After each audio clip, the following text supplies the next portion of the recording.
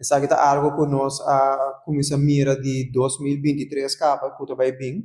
Ano passado nós assinamos com task force, mané bossa, task force tripartite, nós assinamos com sindicato, grêmio e governo, com nós por resolver a escassez de trabalho que tem. Agora nós temos escassez de trabalho, o mercado está crescendo, mas não tem bastante empregado. Que está passando tá com a DPL também, nós vamos que como um dia bottleneck, não? A DPL só trabalha para fazer market tuts.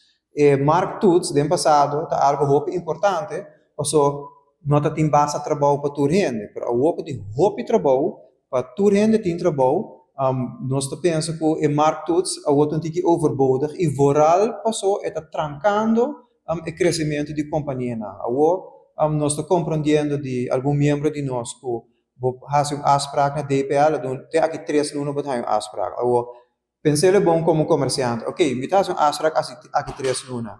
DPL daarbij als je markttoets, en markttoets daarbij doen, 1 luna, 2 luna. Maar depois vai começar a werken. Bota 6 lunas, 7 lunas mais leu. Depois vai bij een dimas, com outro trajecto. Dus, sim, mais, hobby mais. We também de nós membros na Yamamico. Ayer na een vergunning, het is een luna te waarde ribaje, e outra luna het een vergunning a caducar acaba.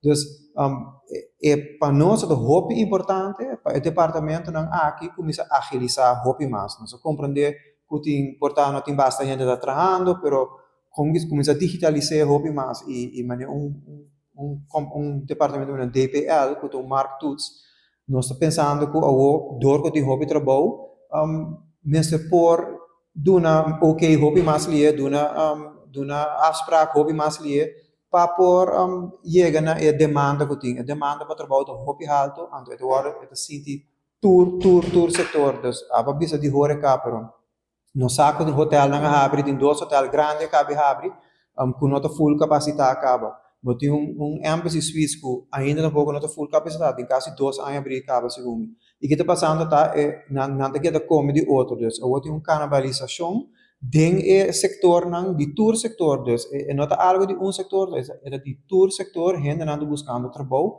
e botar o que aceita de manda bom pero é por chega também na bobo bisa outro problema na social que gente está overworked tem problema de burnout companhia não pode crescer para nós se deve a companhia não pode crescer e mas a companhia cresce não pode uma empregado na meu trabalho e o mercado está delicado passou comerciante não pode crescer maneira que é dus é algo que nós está não tem nenhuma loyalidade tampouco dus empregado não está pula bem importante começa a trabalhar 2 lunas se acabou 3 lunas dus dia para outro não está bem mais ou não é trabalho hobby mais meu